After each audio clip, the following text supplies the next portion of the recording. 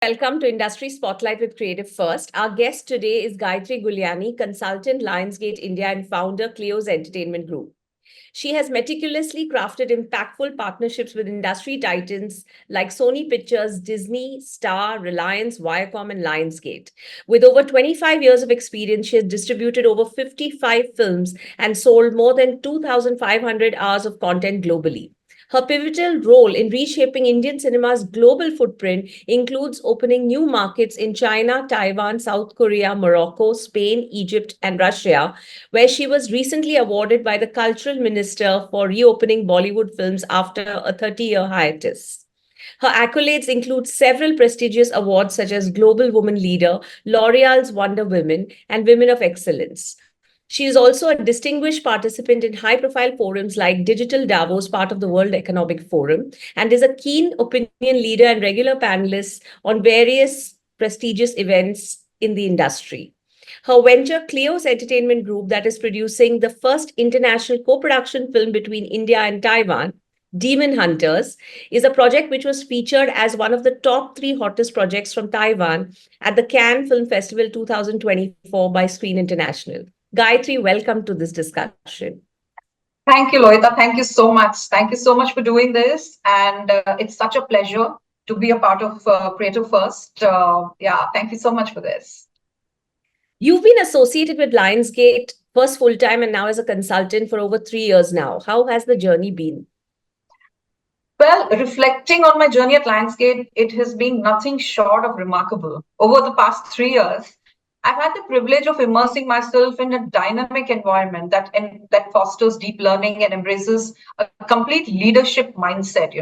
So, from my initial role as a full-time employee to my current position as a consultant, every step has been a learning experience filled with growth opportunities and exciting challenges.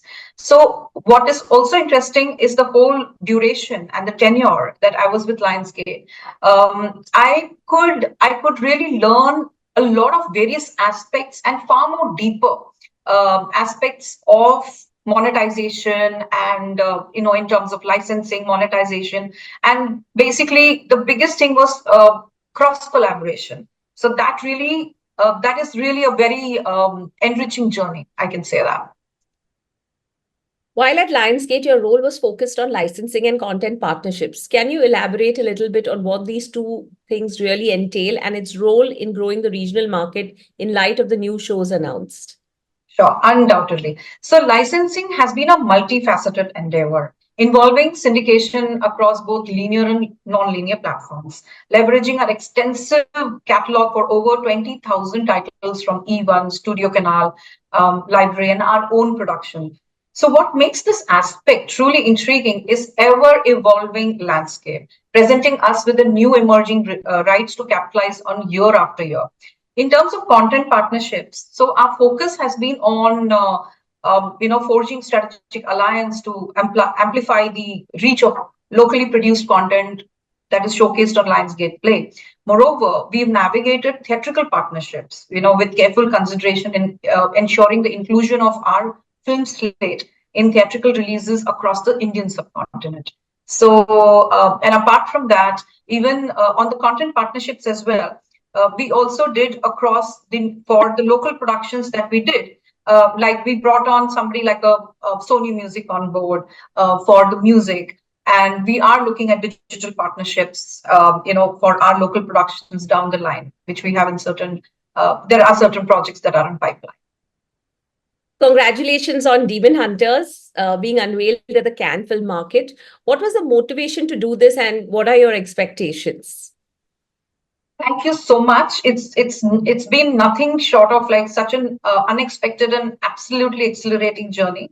So to give you a background, so Clio's Entertainment Group is founded. It's founded basically with a deep-rooted mission to curate exceptional and captivating content through global collaborations.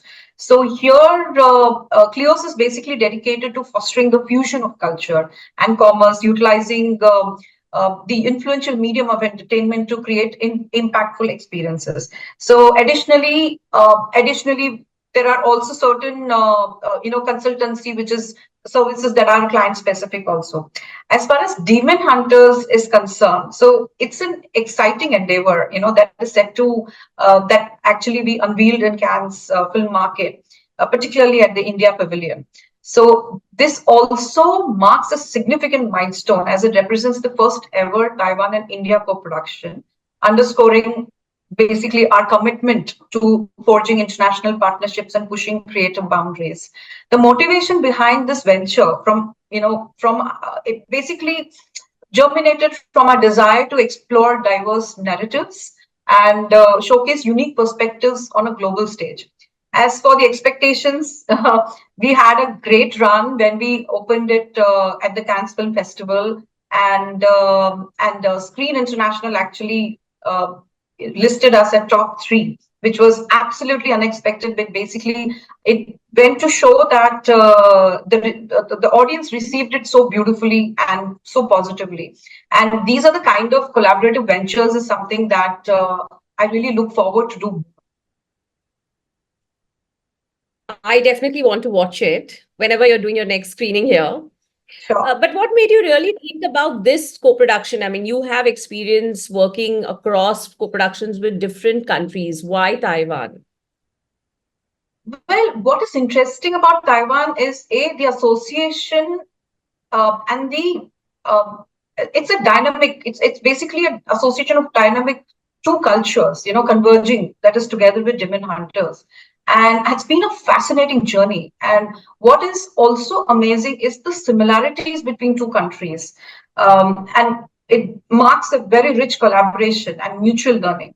So it's been a very immersive experience. Like for instance, Taiwan. I'll give you a simple example, like how we have a Navratri in Taiwan also, there is one particular god where they actually take, there's a whole group of people who are, who believe in that god. And then they have again a 9-day kind of a thing where they are taking the god in palanquin.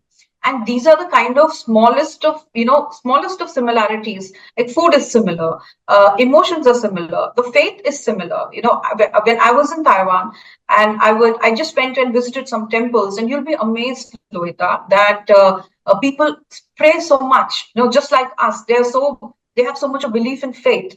And there's another very interesting thing, like how we have shells.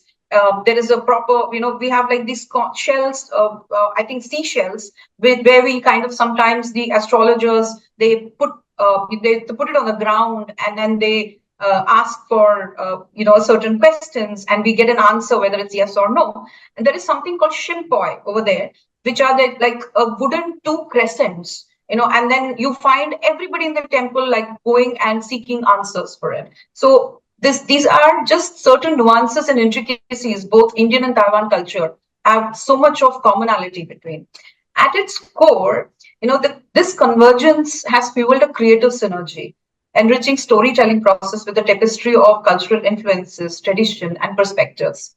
So it's just not about blending, two cultures or bridging gaps or something, but it's more about an opportunity of growth and understanding. So through open communication, respect, and shared vision, we've been able to navigate, these challenges as well. That basically forged a very strong bond.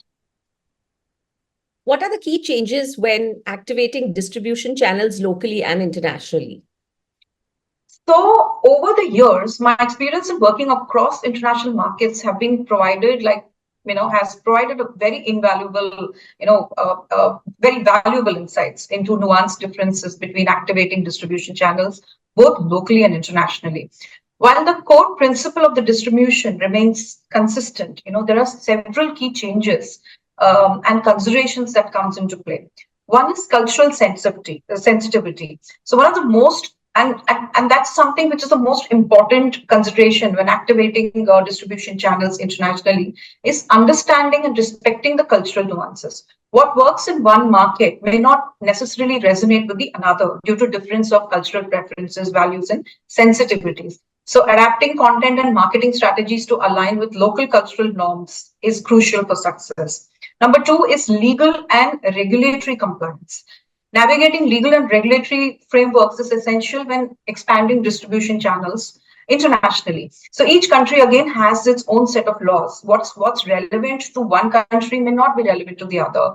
And governing, particularly to content. And considering right now there is so much of awareness through OTT platforms, and the exposure is so much. So there is like a copyright protection and licensing agreements. So these compliances are also such an important aspect to avoid legal issues and uphold ethical standards. The third is market research and localization. So comprehensive market research is vital in understanding the unique characteristics and demands for each international market. This includes analyzing consumer behavior, competitive landscape, market trends to tailor distribution strategies, localization of content, including language translation, cultural adaptation is often necessary so that it resonates with the local audience and drive engagement. Then comes distribution and partnerships. So basically, building strong partnerships, networks is essential for successful distribution, both locally and internationally. So if one has a great partner on ground, so the choice of partner is so important because they are your eyes and ears to the ground, and the transparency of information is extremely important with those partners, and they also understand what is it and what does it take to facilitate a distribution channel or enhance the market penetration. So collaborating with local distributors, broadcasters, and digital platforms help leverage their existing infrastructure is important. Then comes your digital transformation and technology. So the digital landscape revolutionized, obviously we all know it has revolutionized the content distribution, presenting both opportunities and challenges for international market. So embracing this digital transformation also helps us to understand the reach better. They again hear the consumer behavior better, adapting to evolving technology trends and consumer preferences is key to staying competitive in the international market. So in summary, while activating distribution channels, so one has to basically share common objectives. The key changes lie in understanding and adapting the unique and cultural, legal and market dynamics for each target. So that is, I think these are the things that really helps us to penetrate better and better. With the market evolving from theatrical to digital, what are key takeaways with regards to content development and selection of a primary distribution medium? And if you could, give us an example, on any particular project that you worked on in this regard. Sure. It's a good question. So key takeaways with regards to content development and selection are one is audience-centric approach.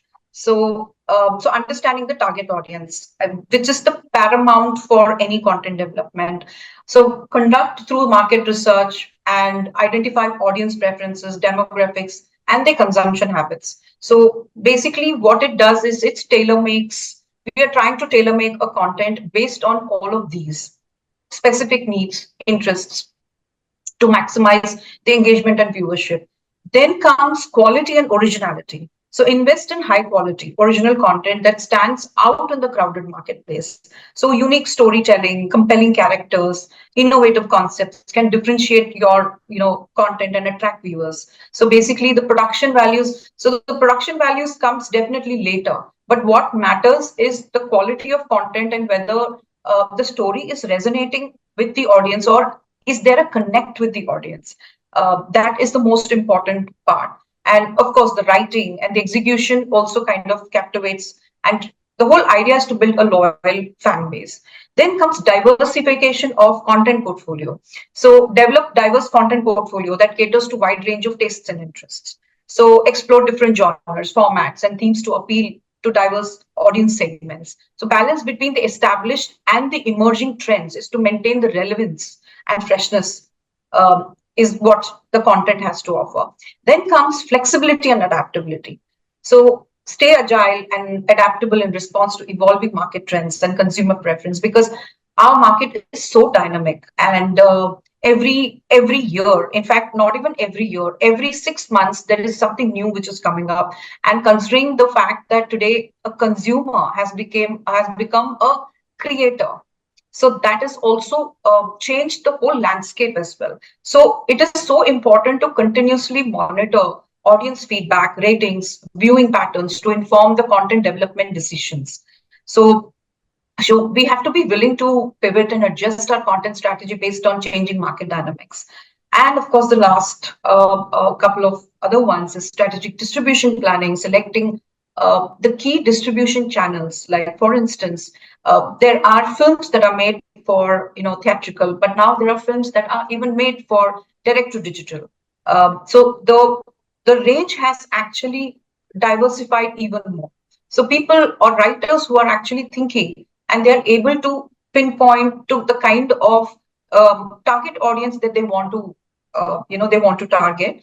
Also, working towards the distribution channels or devices that they want to target based on the demographics, content format, and market strength.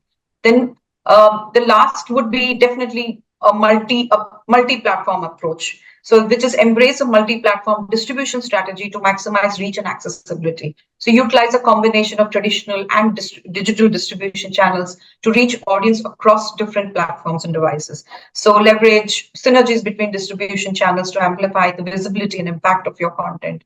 And definitely, we also need to have a certain long-term vision. While the market is dynamic, things are changing things are volatile, things keep changing. For instance, what I mean by long-term vision is that, for instance, today, if there is a content that is being developed today, so if the project is being designed, when the project is being designed, one has to think about if we are looking at a certain actor. Now, will the actor be relevant in next 2 years? Or will this content be relevant in next 2 years? So this is something which also works very closely with the business objectives as well. So the focus is also to building relationships with audience and stakeholders through the consistent delivery. So it's important to invest in sustainable growth strategies that prioritize creativity, innovation, and audience engagement over short-term gains. So by incorporating these takeaways into your content development and distribution strategy, one can definitely position our content for success in competitive dynamic media landscape. Do licensing and content partnerships significantly impact the script and production? Yes, absolutely. Absolutely, they do. So, licensing and content partnerships typically come into play during development and pre production stages of production. Although they can also be considered at later stages depending on a specific project and circumstances. So, here's a breakdown with a typical involvement and potential impact on the script and production. So when during development stage, the producers and creators basically start to explore potential licensing opportunities and content partnership as a part of the initial concept development process. So this may involve identifying your intellectual, IPs or literary works suitable for adaptation, securing rights to pre-existing material, or initiating discussions with the potential content partners for co-production.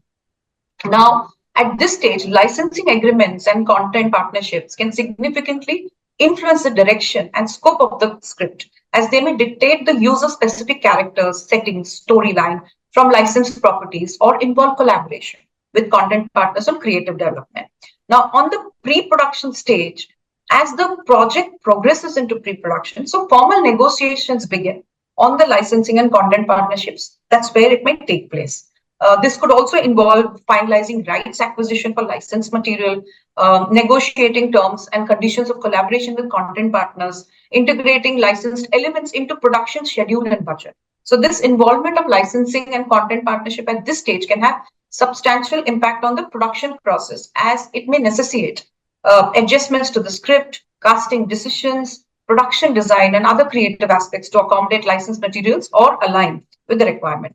Now, on the post-production stage and distribution, even after the photography is completed, licensing and content partnership still continues to play the role in post-production and distribution phases. Well, this includes coordinating marketing and promotional efforts with content partners, ensuring compliances with licensing agreements, outbranding. And outbranding basically comes after the film is ready, but the in-film branding is also part of it, where you are kind of like incorporating that in the final edit. strategizing. So based on that, also the marketing plans are strategized along with the partners. So while the impact on the script and the production may be less pronounced during these later stages, effective management of licensing and content partnerships remains essential for successful distribution and exploitation. So overall, the involvement at various stages can significantly shape the creative direction, scope, and execution of the project.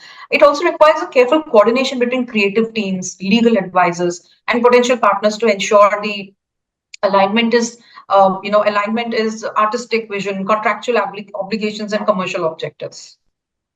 Right. With more layers to distribution channels now, how has piracy evolved? What measures can be taken to curb it?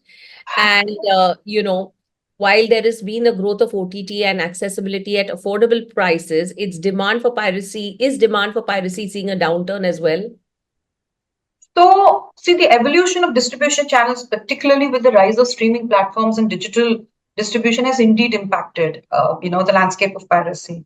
So, I guess here's how there are certain points that we can safely put. One is the technological advancement. So, piracy has evolved alongside technological advancements, with pirates employing increasingly sophisticated methods to illegally distribute copyrighted content. This includes use of torrenting websites, streaming platforms hosting pirated content, and illicit streaming devices, which is called ISD as well, that enables the access to copyrighted material without authorization. Second is global reach. So the internet has facilitated the global spread of pirated content, allowing users from around the world to access copyrighted material with relative ease. This global reach presents basically challenges enforcement efforts, as pirates can operate across international borders and exploit legal loopholes to evade prosecution.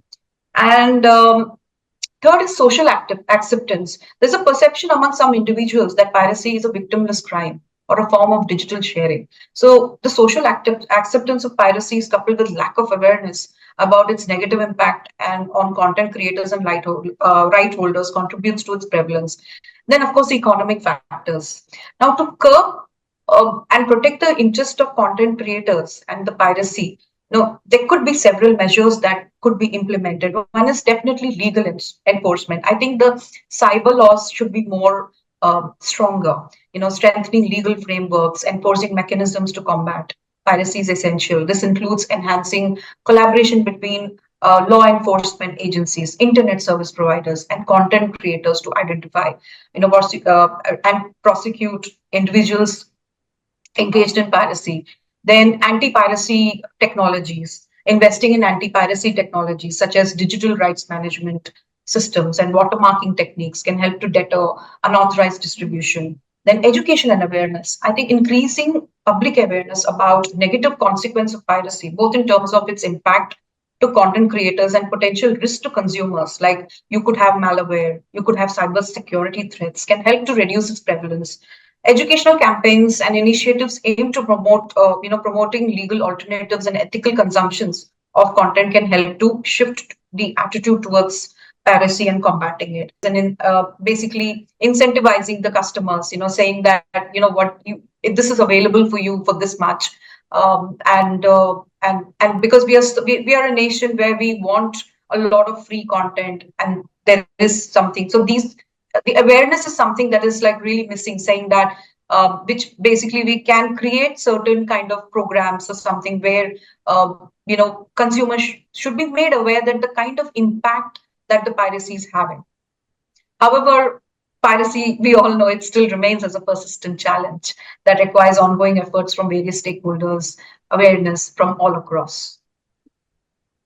With a strong background in international distribution, what are the key geographies that are currently seeing and are expected to see increasing demand for Indian content? So, Indian content has experienced a growing demand across various geographies, driven by global appeal for its diverse and rich storytelling.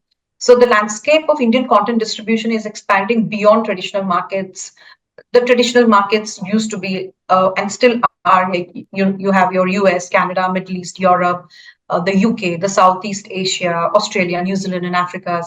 While the two-tier markets such as Korea, Taiwan, Japan, China continue to see an upsurge with a delayed release due to the local classification and the local policies. the emerging markets, what is of late that I'm seeing a certain trend is markets like Brazil, Mexico, Argentina are also showing increasing interest in Indian content. Bollywood films dubbed in Spanish and local languages broadcast have introduced Indian cinema to a new audience. So our unique storytelling and the combination of vibrant presentation of Indian films, they really love. They really love the dance. They really love the vibrancy of our content and our culture. That also resonates a lot with a lot of other countries, like such as Latin American audiences who have a penchant for dramatic and emotional narratives. So, in summary, the demand for Indian content is expanding across multiple geographies, driven by a combination of diaspora population, cultural resonance, and global reach of digital streaming platforms. The trend is expected to continue with new markets emerging as potential hotspots for Indian entertainment. Also, within advent of digital platforms, the distribution footprint of Indian content has actually increased to 190 countries. That's great. Gayatri, always amazing speaking with you. Thank you for sharing such amazing insights and, all the best for your future endeavors. You so much. Thank you so much, Loita. Thank you so much for the team. And it's always been a pleasure to kind of discuss all of these things. And the questions are also very insightful. That really instigates and it's thought provoking as well. So it's been a pleasure. It's been a pleasure. Thank you so much. Thank you.